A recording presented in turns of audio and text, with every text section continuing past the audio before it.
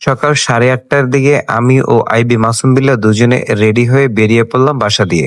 Hello guys, আসসালামু আলাইকুম। আশা করি সকলে ভালো আছেন। আপনারা অনেকেই অবগত আছেন যে গত শুক্রবারে ঢাকায় গিয়েছিলাম একটি বিশেষ কাজের জন্য।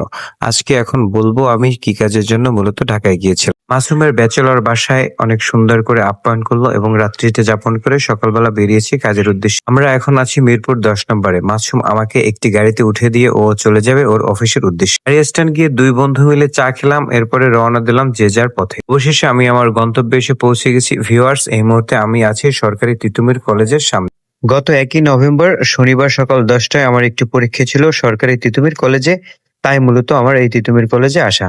ভিউয়ার্স, দেখতে পাচ্ছেন কলেজ গেটের সামনে হাজার হাজার মানুষ এবং পরীক্ষার্থীরা ভিড় জমিয়েছে। তারা ঢুকতেছে পরীক্ষার হলে এবং এই জায়গাটি যে দেখছেন, এখানে আমরা সকলে ব্যাগ এবং মোবাইল জমা দিয়ে গিয়েছিলাম পার পিস 20 টাকা করে। এরপরে পরীক্ষা দিতে গেলাম। আলহামদুলিল্লাহ পরীক্ষা অনেক ভালো হয়েছে।